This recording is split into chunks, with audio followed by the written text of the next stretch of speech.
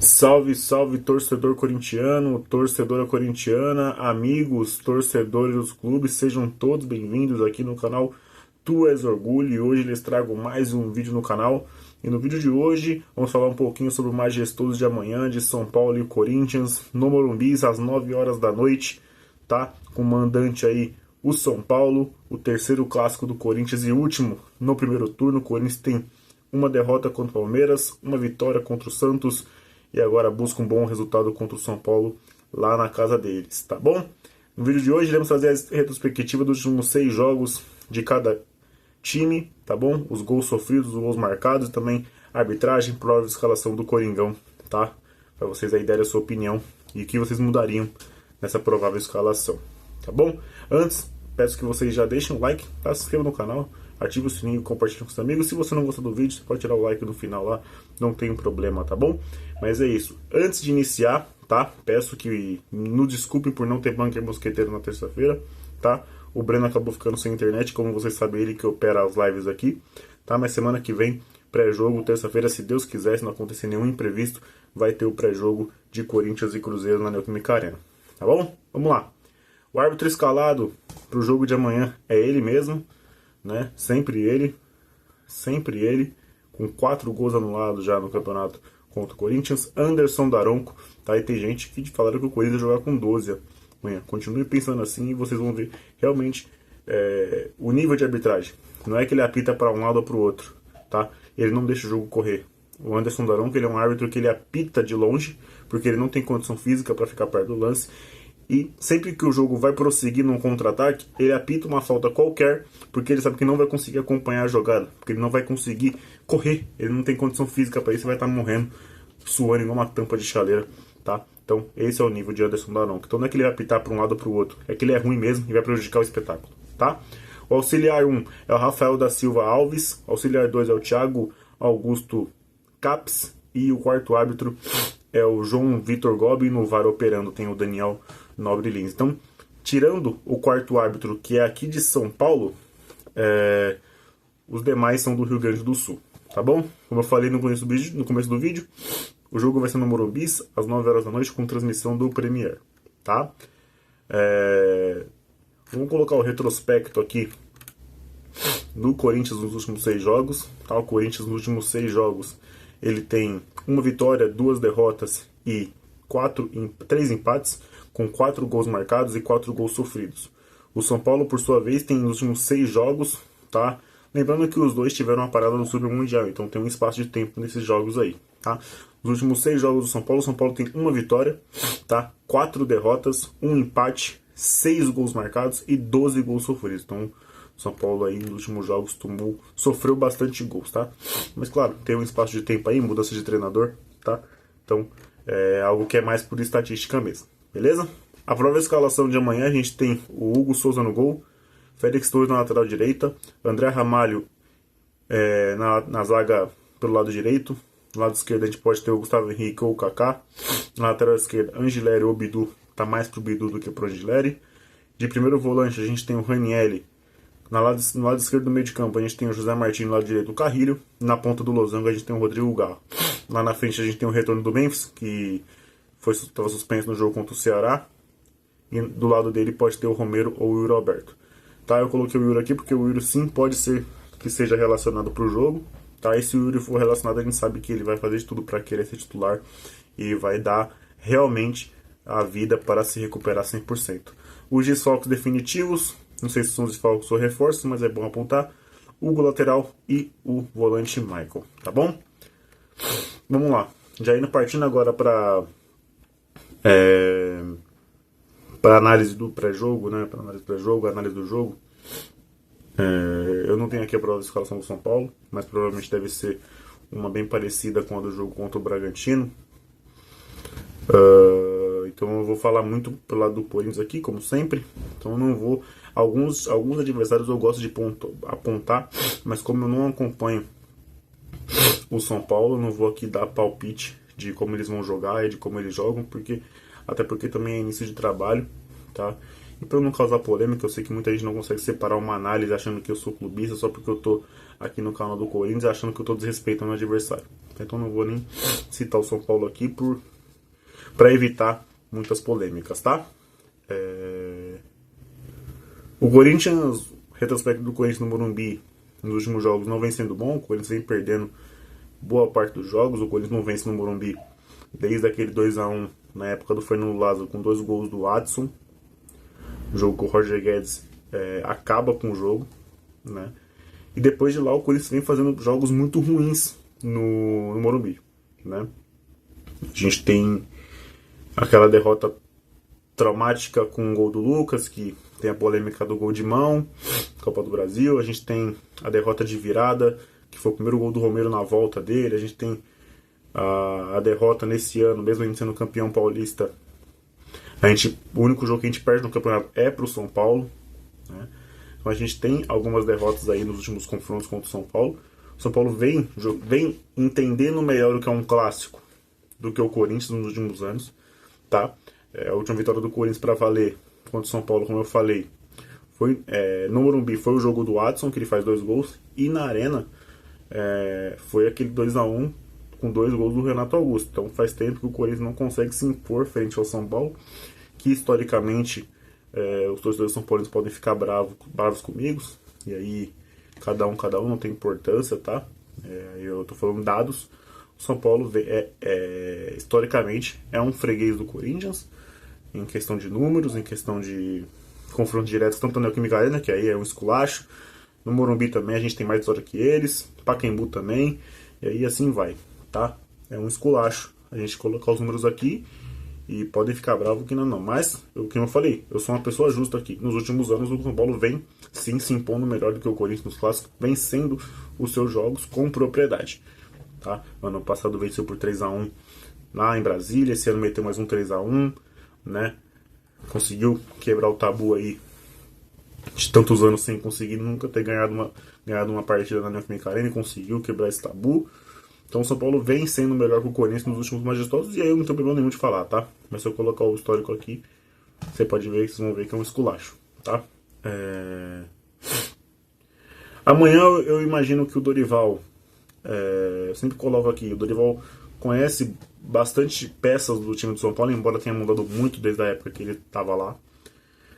Ele conhece certas peças, ele conhece certas características de alguns jogadores, tanto que o Alisson vira um volante na mão do Dorival. Então o Dorival sabe das características do atleta, né?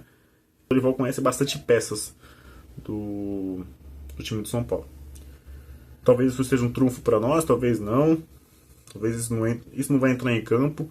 Isso vai muito do Dorival, dele saber armar o time amanhã, dele saber o que ele vai fazer amanhã. Vai ser a primeira vez ele enfrentando o São Paulo pelo Corinthians. Vai ser vaiado, vai ser hostilizado, vai ser um peso para ele enfrentar o time que ele foi a última vez campeão. Mas agora ele defende nossas cores e a gente quer que ele faça pelo menos uma coisa óbvia. Quer fazer um meio campo protegido, quer se fortalecer defensivamente, taticamente, que saiba jogar com a bola também, que não fique só se defendendo lá atrás, tá? Que jogue, não só o Dorival escalando, mas que o Sr. Memphis volte a jogar futebol, que o Sr. Romero entenda que é uma linha de impedimento, né? Que o Sr. Ranieri consiga acertar um passe assim de 2 metros, né? Que o Martínez tenha um trato um pouco com a bola, que a bola não vai morder, né? Que o Carrilho volte a ser aquele Carrilho, tá? Eu sei que o Dorival também não ajuda muito, mas o Carrilho, no último jogo entrou bem, mas tá numa marcha lenta, né? Então a gente precisa que esses caras também, que a gente sabe que tem qualidade, que a gente sabe que pelo menos entregam alguma coisa, também comecem a perceber, pô, a gente precisa jogar também, não é só o treinador, né? Falei aqui no último vídeo que o Dorival ainda não encaixou nada no Corinthians. E é verdade, não encaixou absolutamente nada ainda. Mas os jogadores também precisam fazer alguma coisa. E não ficar esperando só milagre lá da área técnica. Tem jogador ganhando 3 milhões, 4 milhões, 2 milhões. Eles precisam se mexer também. Eles precisam jogar futebol. Eles precisam demonstrar alguma coisa dentro de campo. Tá? Algo que o Carrilho falou na última entrevista pós-jogo, pelo André Hernan, que ele falou que a política não interfere, o grupo está blindado, tá? E é triste vê que todas as notícias ruins são do Corinthians. Então você vê que o cara realmente falou assim, não tem como usar desculpa isso. A política, ela atrapalha internamente? Eu creio que de alguma maneira sim, mas não pode ficar usando isso como desculpa. Não pode se mostrar fraco perante os tubarões da imprensa. Os jogadores não podem se mostrar fracos, porque, infelizmente, a gente vive numa sociedade que se você se mostrar fraco, você é engolido pelos tubarões, tá? Você é engolido pelos tubarões, você é devorado pelos tubarões, tá? Então você não pode dar isso como desculpa. Tem que entrar em campo, dar a vida pelo torcedor que tá lá todo jogo. Amanhã não vai estar porque, infelizmente, nosso país não tem lei. Infelizmente, nossa educação é limitadíssima aí. São um bando de animais brigando, marcando briga por internet. E aí acaba com boa parte do espetáculo, né? A gente tem a educação limitada e o resultado disso são pessoas que... verdadeiros animais que ficam se brigando por conta de futebol, saindo na mão, matando matando uns aos outros, com criança no meio e etc. Então a gente não tem torcida dividida, vai ter torcida única, mas a torcida vai lá fazer o seu papel, vai cobrar, como foi no CT nessa semana, tá? Joguem por esses caras, não joguem pelos caras lá de dentro não. Não joguem por Osmar Stabile, por Augusto Melo, não joguem por eles, joguem por a gente, que sempre daqui dá a cara a tapa, que vai lá no jogo do Ceará pagar R$285 de ingresso, visitante, tá? Um absurdo, um escárnio, um escândalo, um preço desse, e os caras estão lá. E os caras estão lá.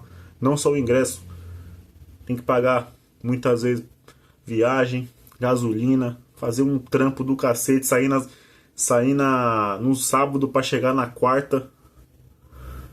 Muitas vezes é isso, tá? Então, joguem por esses caras. Deem a vida por esses caras. Eu passo mal todo jogo do Corinthians aqui.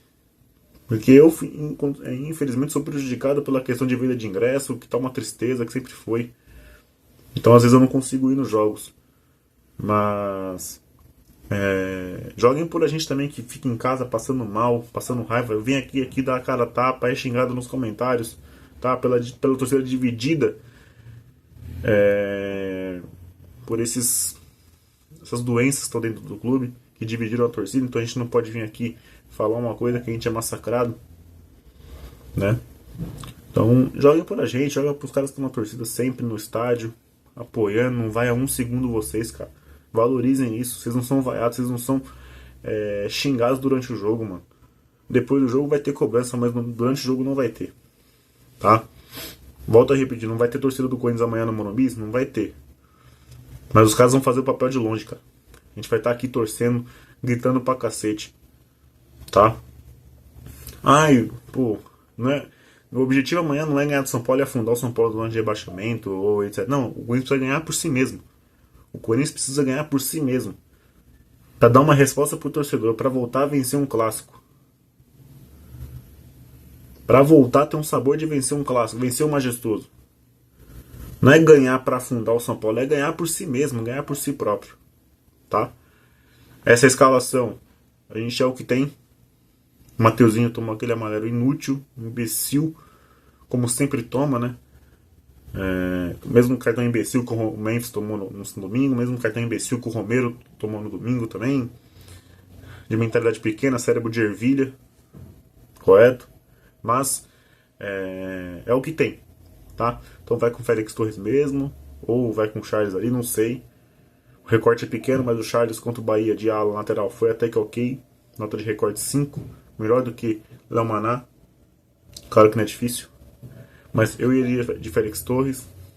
Não tem muito o que fazer, tá? A dupla de zaga aí você vê se você vai manter o André Ramalho e o Kaká, se vai colocar Gustavo Henrique e Kaká, se você vai colocar André Ramalho e Gustavo Henrique, vai tirar o Kaká, não sei, tá? Não sei nem se o Gustavo vai pro jogo amanhã, mas se vai ser relacionado ou não, porque tem controle de carga, né? Os jogadores ficaram um mês aí sem jogar, aí joga um jogo, tem que fazer controle de carga.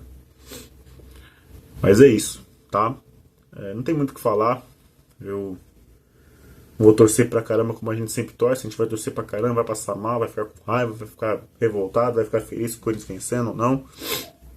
Vai dar a cara a tapa aqui, né? Vai vir aqui e dar a cara a tapa, com derrota, com vitória, com empate, com apresentação ruim ou não.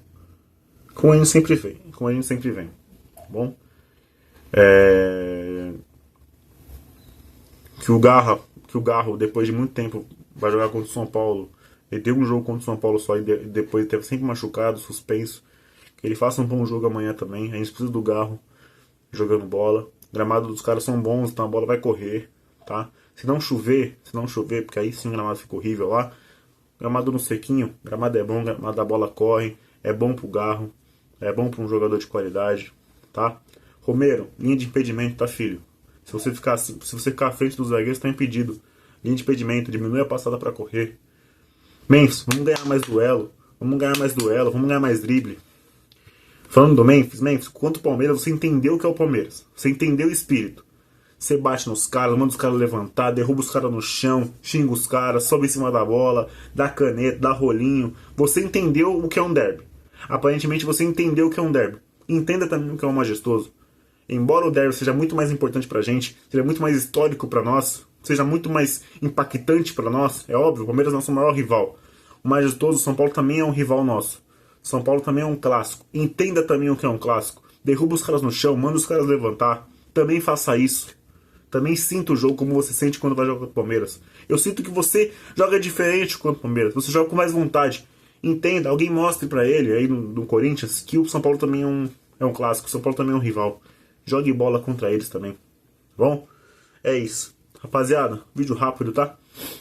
Peço que vocês deixem o like, se inscrevam no canal. Ative o sininho que é muito importante, tá bom? Amanhã eu tô de volta aí pro pós-jogo. Valeu, falou, fui.